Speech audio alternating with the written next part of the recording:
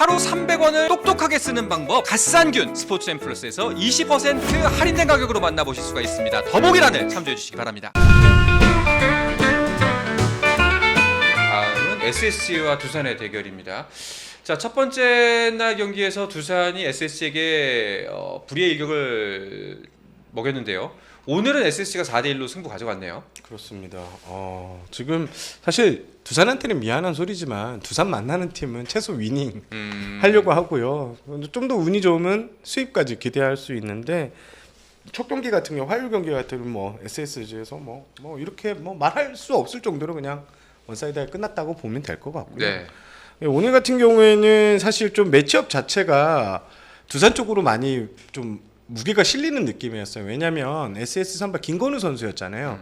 6월 이제 선발 전환 첫 경기에서 잘 던지고 최근 두 경기에서는 다 4위를 채우지 못했던 선수였고 반대는 이제 콜 오빈 선수가 나왔는데 오빈 선수 같은 경우에는 그래도 이름값도 있고 한데 오빈 선수 쪽으로 좀 무게가 좀 기우는 것 했는데 그 결과는 SS 승리로 또 이렇게 나왔습니다. 그러니까 지금 댓글에도 콜업이는 왜 이 모양인가요? 사실은 올해 KBO에 왔던 외국인 투수 중에 가장 이름값 네. 기대치가 높았던 선수 중에 한 명이 콜업인 아닌가요? 그러니까 저는 콜오빈 선수 얘기 나오면 항상 제가 말씀드리는 부분은 콜오빈 선수는 타자하고 싸워야 되는데 지 자신하고 싸우고 네. 있으니까 그게 제일 아쉬운 거예요. 왜냐면 콜오빈 선수를 상대하는 타자들이나 얘기를 들어보면 공 못 치겠대요. 아, 보면 쉽게 못 치겠다는 거예요. 현장에서는 네, 실제로는 네. 네. 절대 쉬운 공이 아니라고 하는데 근데 콜오빈 선수의 경기력 보시면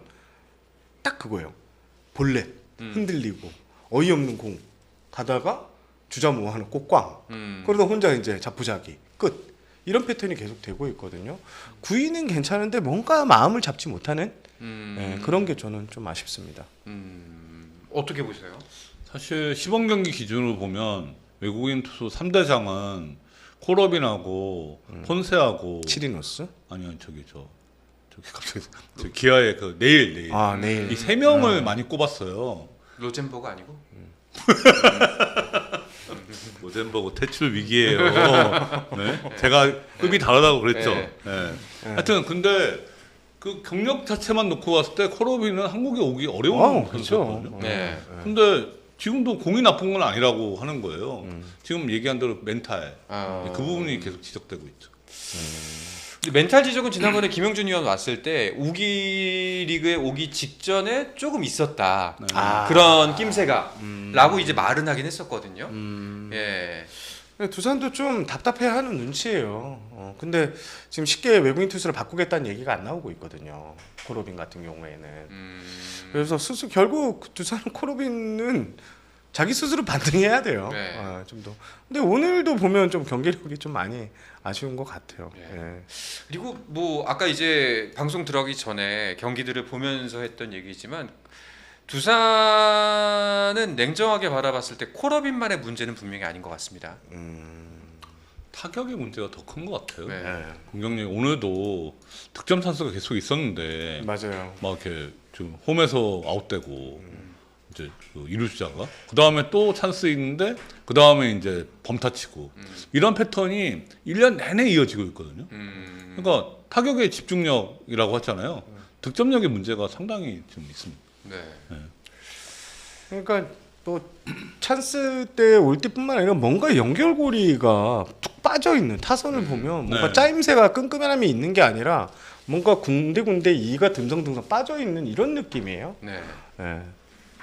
알겠습니다. 지금 또 장문의 질문이 하나 올라왔는데 왜 다른 팀들은 투수 잘 구해오는데 LG는 선수가 없다고 그러나요? 선수가 없는 게 아니라 선수를 볼 줄 모르는 게 아닐까요? LG는 외국인 선수에서 투수를 구위용으로 잘못 고릅니다. 차단자의 구형이 아니어서 그런가요?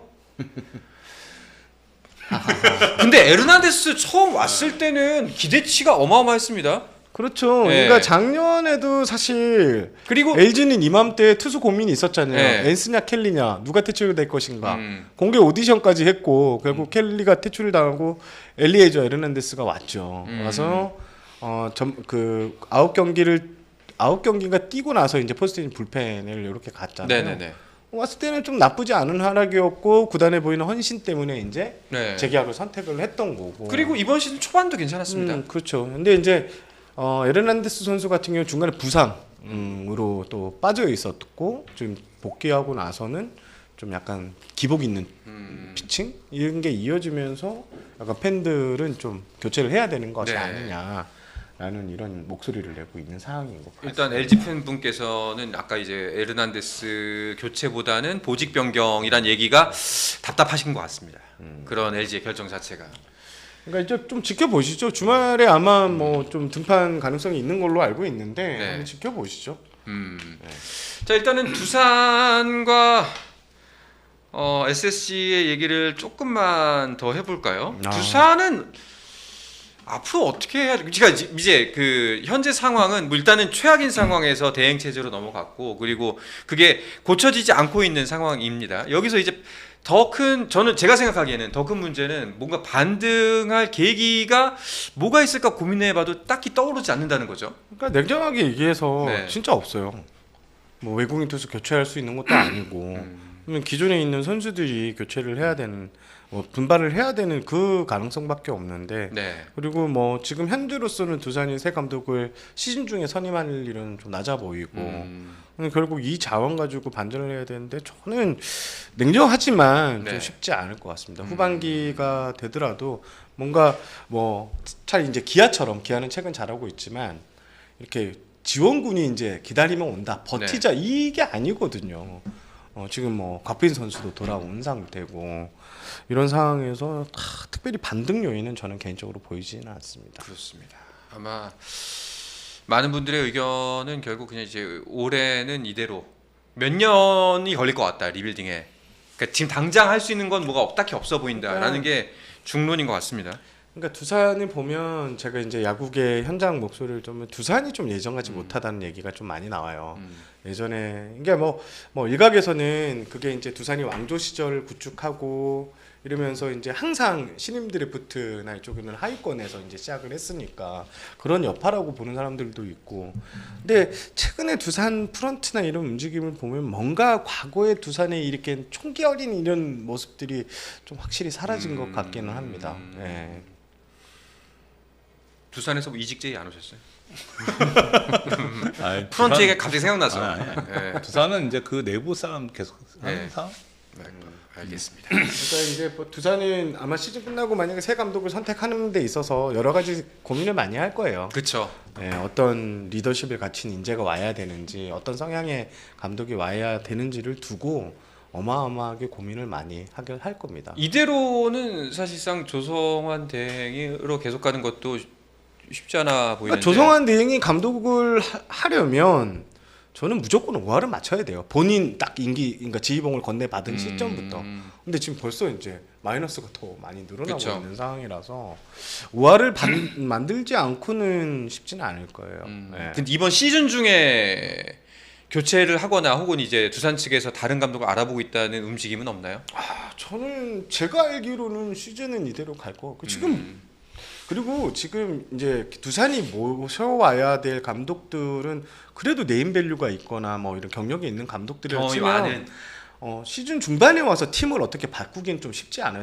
사실 작년에 김경문 감독이 왔을 때도 5월달인가 6월달에 바통을 넘겨받고 왜냐면 세팅을 본인이 안 했거든요. 플랜 자체를. 근데 갑자기 와서 이렇게 반등할 수는 있겠지만 대다수의 그런 좀 이름 있는 감독들은 싫어하지 않을까요? 아니죠, 좋아하죠. 좋아한다고요? 네, 그러니까 감독들은 감독 제의음은 무조건 좋아합니다. 아 어떤 시점에 봤는지 간에? 네, 이건 싫어하는 사람 전 못 봤어요. 아 진짜로? 무조건이에요. 전 무조건이라 보고 이제 이거는 고사하는 사람이 한 명도 없었어요? 그러니까 인터뷰를 고사하는 경우는 봤어도 아. 감독 오퍼를 고사하는 경우는 시즌 중반에 그렇죠. 시즌 중반에 감독 제의가 왔다고 고사하는 경우가 있었나요? 그건 절대 없는 것 같은데. 무조건 그러니까 제 말은 그거 그러니까 선임 되냐 내가 넣는 이거보다는 그러니까 세팅하는 거 부담스럽지 않겠냐 이거죠. 마이너스 13개에서 시작한다는 것 자체가 아니죠. 오히려 반대죠. 반대로 네, 반대. 아 이번 시즌은 좀 편하게 할 수 있겠다. 어쨌거나 뭐 선수들도 느긋하게 파악할 수 있고 이런 표현 미안하지만 이미 망했으니까. 네, 그렇죠. 네, 오히려 반대고 이호준 감독이 최근에 그런 인터뷰도 했잖아요. 그 창원으로 돌아가기 전에 그 전에는 이제 야구를 못해도 뭐 핑계를 댈 게 있었는데 돌아오면 이제 창원에서 게임하면 이제 그런 부담이 또 있을 수 있다. 저도 충분히 이해하거든요. 그 전에 창원을 못 갔을 때는 NC가 참 진짜 악정부터 하고 있다 이런 이미지였잖아요. 맞아요. 근데 지금 창원에서는 돌아온 상황에서는 그렇진 않잖아요. 이제 그런 거하고 비슷한 거죠. 네. 근데 감독체에 오면 무조건이고 지금 이제 그 두산이 어떤 상황이냐를 냉정하게 판단해야 돼요. 이게 그러니까 지금 시즌 중이라서 감독을 뭐 외부에서 데리고 올 수 없다라고 생각할 수도 없다는 거예요. 지금 상황은. 그러니까 조성환 감독 대행을 선임한 시점에서는 감독 대행이 맞았을 것 같은데 이제는 이제 그러니까 조성환 감독 대행 할 때는 두산이 해볼만 했다고 봤거든요. 이제 이거 터닝 포인트로. 근데 지금은 이제는 좀 어렵다. 그러니까 어려워져 있잖아요. 네. 그러면은 이게 중요한 의사결정이라는 거예요. 여기서 이제 내년을 보는 의사결정을 해야죠. 그러니까 이게 자칫 잘못하면은 이 지금 상황이 장기화되는 거예요. 이게 더 문제잖아요. 네. 그러니까 저 같은 경우 제가 제 경험상 2020년에 SK가 9위 할 때 그때 정말 리빌딩 해야 된다고 봤거든요. 근데 마지막까지 최선을 다했잖아요. 네. 그러니까 저는 이 시간이 정말 중요했다고 보는 거예요. 이 구단 입장에서는. 그러니까 이 의사결정은 구단이 해야 됩니다. 현장에다가 감독 대행한테 맡길 문제는 아니에요. 구단이 책임지고 구단 주도로 이렇게 가자. 이렇게 가야 됩니다. 근데 감독 대행한테 맡길 문제는 저는 아니라고 봐요. 알겠습니다. 네. 두산의 뜻이 있는 것 같죠? 왜? 무슨 소리예요? 카톡 하나. 네, 알겠습니다. 뜻이 있으면 이런 얘기는 안 하지. SSG 복귀 선수들의 활약은 어땠나요 오늘? 복귀 선수요? 네. 어떤 선수? 최정. 네. 최종 선수가 최근 뭐 안타를 좀 못 치고 했다고 네, 오늘 그러니까. 네, 그래도 오늘 안타, 경기 네. 초반에 하나 치고 했는데 네. 결국 저는 SSG는 최정 SSG 마운드에서는 김강현의 SSG예요. 결국 네. 최정 선수가 지금 3번 타순이잖아요.